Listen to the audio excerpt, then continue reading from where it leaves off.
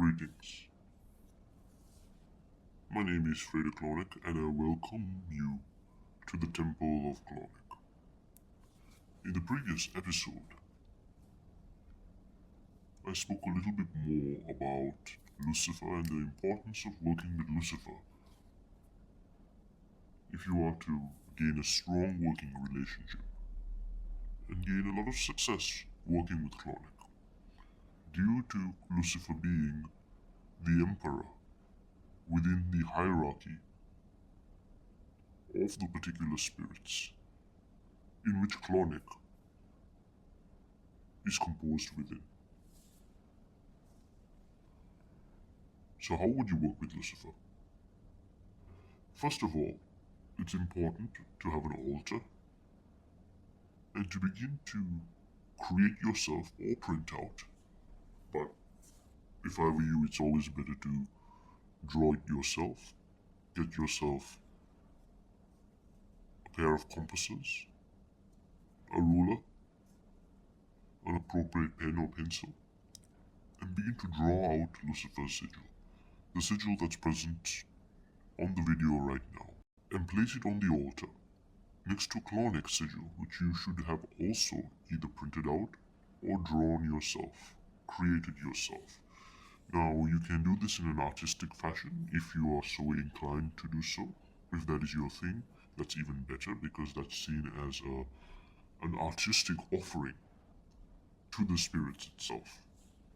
So if you are able to do that, that's even better. Otherwise, simply drawing it by hand, or if you really don't want to draw it, you can even print it. That's fine. But any form of labor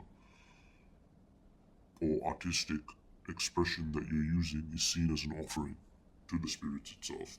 It's considered better. So have the sigil of Lucifer ready. Have the sigil of Clauneck ready. And now, you would also add this third sigil.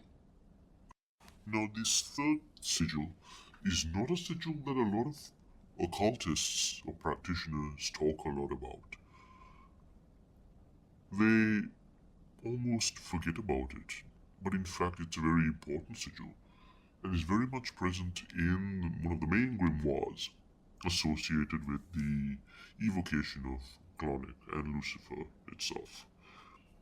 So it's essentially another sigil associated with Lucifer. However, just to simply refer to it, we will give it a different name. We will call it the Summoning Circle of Lucifer. That's not what it's actually called, but that's what I'm going to call it, to make it easier to refer to this particular sigil of Lucifer.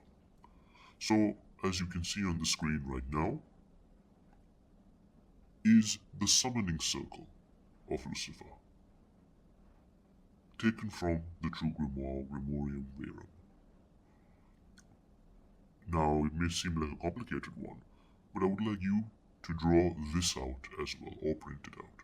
This will be the third sigil that will be placed on the altar alongside the sigil of Lucifer and alongside the sigil of Clauneck. Now, once you have these three items in place, you can give whatever offerings you wish. Now, I'm talking over here very basic way of connecting. In the episodes to come, I will go deeper in terms of ways to clear the space, what sort of offerings to give, gestures, mantras, sounds, actions, ritual movements that you can do to further add energy to the connection, to create a stronger connection and things like this. However, for the time being, all you need is these three things. So you would start by taking your finger, placing it on the sigil of Lucifer, and simply tracing out the sigil with your finger, drawing over the lines as if you're tracing the sigil out. And once you've done that with the main sigil, you would say out loud, Lucifer, I call upon thee. Then you take your finger, your index finger of your right hand or left hand, and you trace out the summoning circle.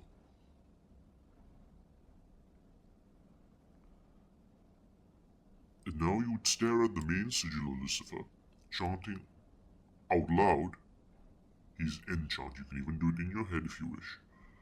And that is Renishtasa, Uberaka, Biasa, Ikar, Lucifer. Renishtasa, Uberaka, Biasa, Ikar, Lucifer. Renishtasa, Uberaka, Biasa, Ikar, Lucifer. You would repeat this over a number of times.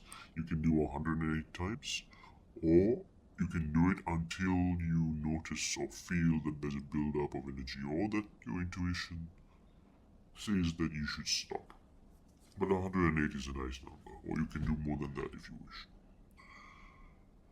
Then you would speak out loud. You can give any offerings you wish to Lucifer. This could be wine, this could be incense, various other offerings which I will talk about later. Then you would ask Lucifer to help you contact Clauneck. And then you would take out Clauneck's sigil, you would look at it, you would trace out the sigil with your finger as you've done with the past two sigils of Lucifer that I just spoke about earlier.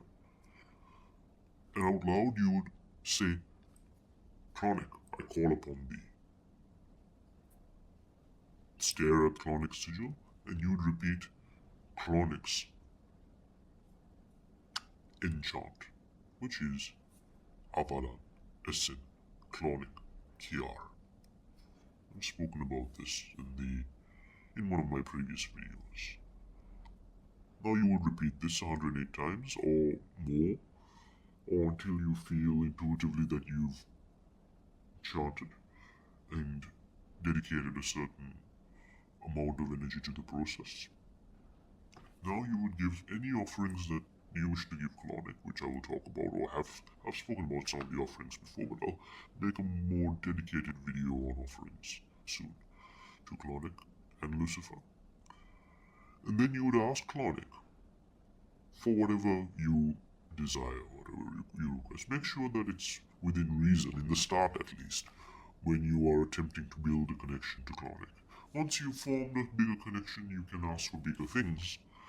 So you might start by saying, oh, you want a new job, you want a raise, you need a certain amount of money within a reasonable, that's reasonable. You may start with a request. And as I mentioned, Clauneck is very, very quick to act. He's very quick, very fast, and gives you results very quickly. And it's important that you state, after you stated the intention, that the money come to you in a legal manner and without causing harm to anyone. That's just called binding down the action not wanted, or the safety condition. That's just standard positive magical practice. It's to ensure that any money that you're requesting, it doesn't come through, a negative manner. It comes through a pleasant manner, in a legal manner. Otherwise, perhaps you may get it in an illegal way. Or perhaps somebody might get hurt in order for you to get it. Let's say you have insurance, you might get hurt, and therefore you claim that insurance money. So, to ensure that doesn't happen, it's important that you say, in a legal manner, without causing harm. And you say that after any intention that you state. Once you do that, you may choose to meditate for about 5 to 10 minutes to see if you receive any messages or guidance. And once you're done, you take your hands together, you clap 3 times. 1, 2, 3. And you state out loud what we call the license to depart. So, normally when it comes to Clauneck and Lucifer, I don't tell them to depart out of respect. I usually just tell them that they may leave as they please. They may enjoy the offerings and go when they wish. However, I clap 3 times, 1, 2, 3, and state out loud that all other spirits that were drawn or trapped by this ceremony, I license thee to depart to your proper place. Go peacefully and quietly, and may there be the peace of Yahweh between you and I. This temple is duly closed. And in that way, you can close the temple and go about your day. If you're leaving any offerings, I like to leave the offerings at least for 12 to 24 hours. After that, I tend to bury them or offer it to the earth.